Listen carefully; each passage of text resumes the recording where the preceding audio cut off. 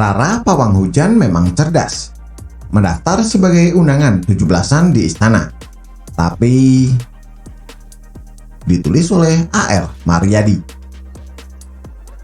Di panggung depan upacara 17-an di Istana Negara berlangsung penuh suasana sakral. Setelah upacara resmi selesai, terdapat satu momen unik.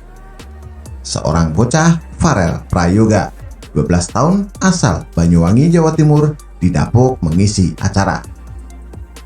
Farel tampil membawakan lagu berjudul Ojo Dibandingke. Tanpa terlihat grogi sedikit pun, Farel bernyanyi dan membuat para menteri ikut bergoyang. Berdiri di sebelah Farel ada Menteri Pertahanan Prabowo Subianto, Menteri BUMN Erick Thohir, Menkeu Sri Mulyani, dan beberapa menteri lain terlihat bergoyang mengikuti irama musik. Kapolri Listio Sigit Prabowo yang hadir dalam acara tersebut juga terlihat menggerakkan badannya mengikuti irama musik sembari duduk di tempat peserta upacara.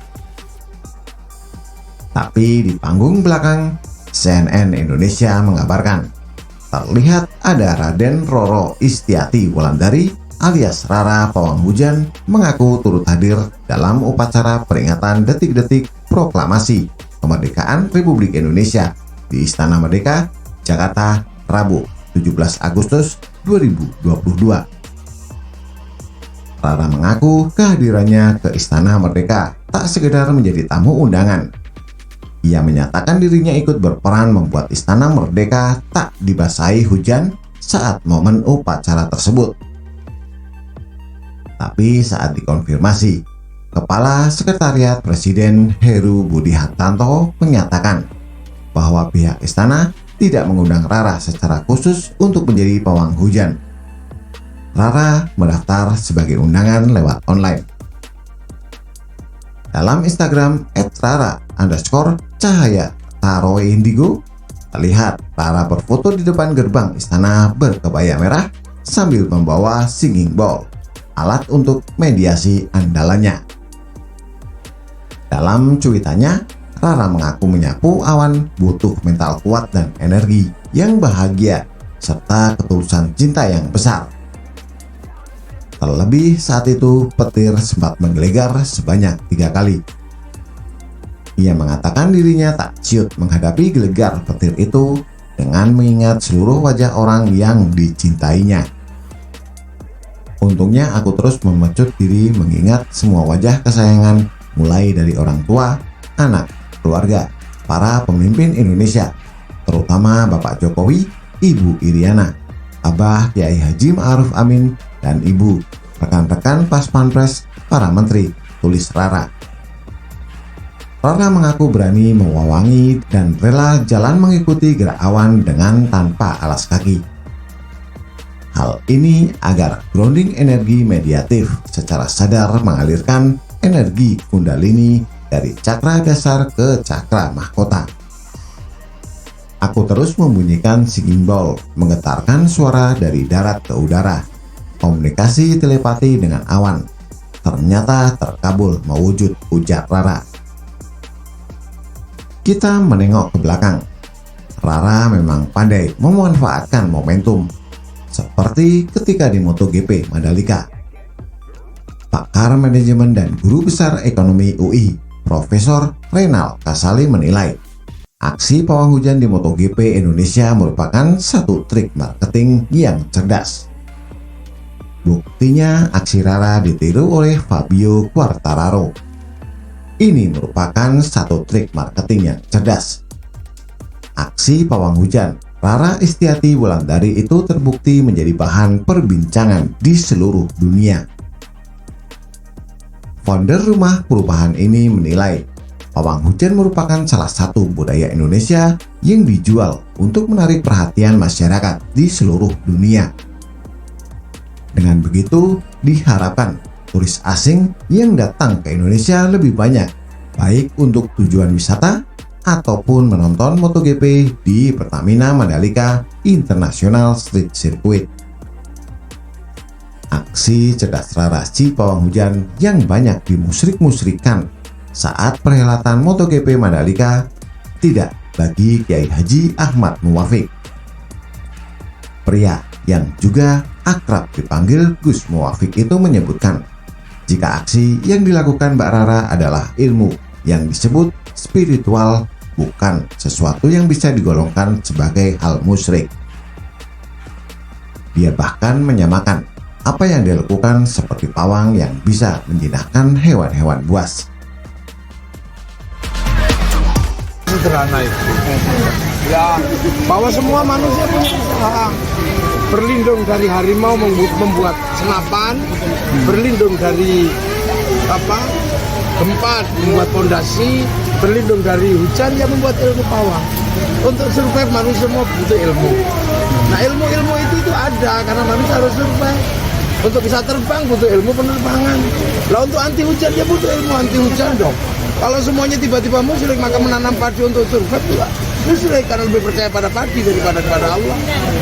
Kalau dari pendekatan keislaman sendiri ya, pendekatan siapa? Lah itu kan Islamnya orang-orang yang model-model begitu yang tiba-tiba semuanya disebut musyrik. Terus bagaimana umat Islam menyikapi hal ini? Nggak apa-apa, udah. Kalau dia bilang musyrik ya suruh dia datang, suruh berdoa, hujan tidak itu. Kalau yang mengatakan itu musyrik ya suruh dia berdoa di situ. Kalau dia masih hujan berarti doanya nggak manjur, gitu aja. Ada budaya atau gimana? Bukan budaya, itu ilmu. Jangan sekali-sekali meletakkan itu pada budaya. Itu ilmu dan itu namanya spiritual. Kalau yang mengatakan itu musyrik ya suruh, kalau ada hujan suruh dia yang datang.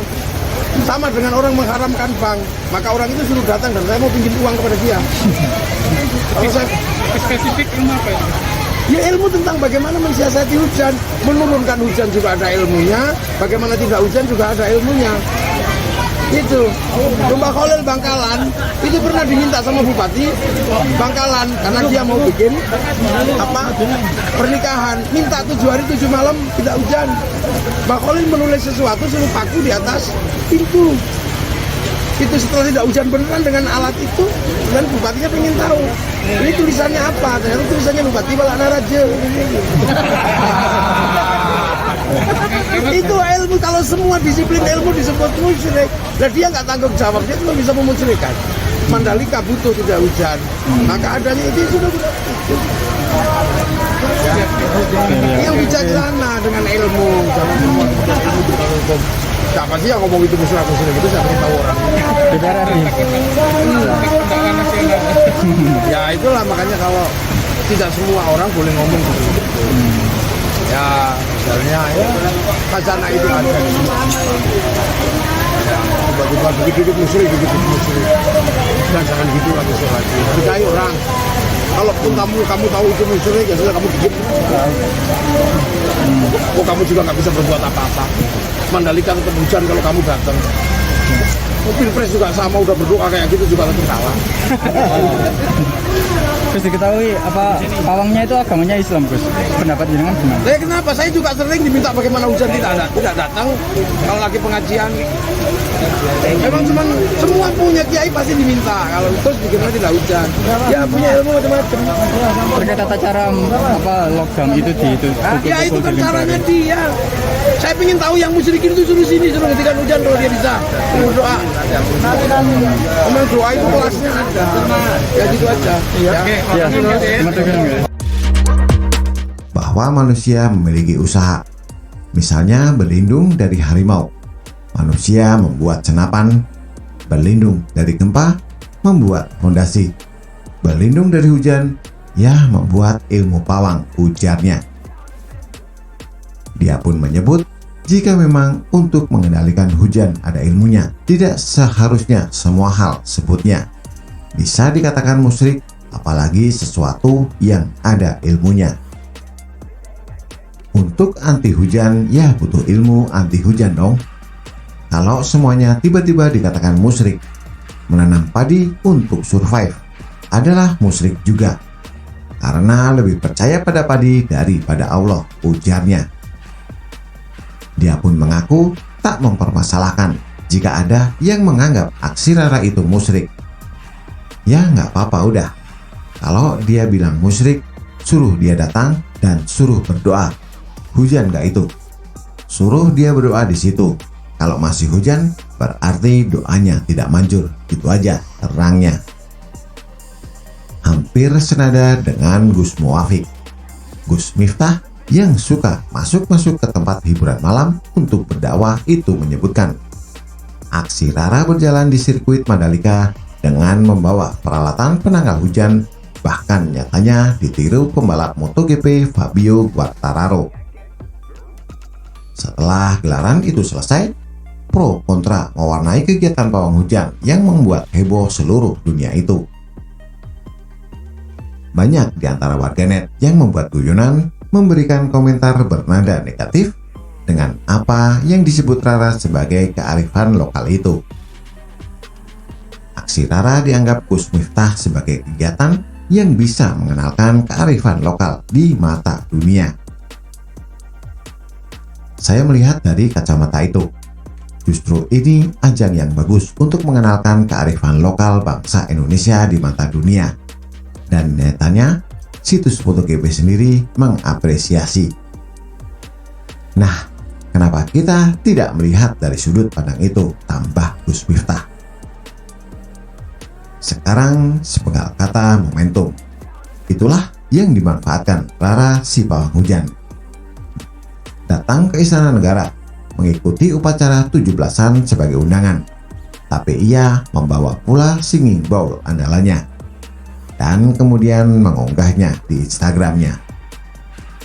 Ia memanfaatkan medsos dan menempatkan dirinya sebagai citizen journalism.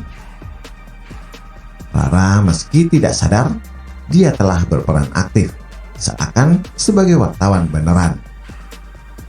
Sebagai insan wartawan tanpa lembaga pers, Rara dan juga banyak yang lain bebas mau menulis apa saja yang mereka mau tanpa takut dibredel. Rara keren, dan menurut Profesor Kasali, dia memang marketing yang cerdas. Orang istana pun sampai bingung. Dia datang ke acara 17-an, mendaftar sebagai undangan, tapi membawa perangkat andalannya singing bowl. Itulah Raden Roro Istiati Wulandari alias Rara Pawang Hujan. Selalu keren dan cerdas.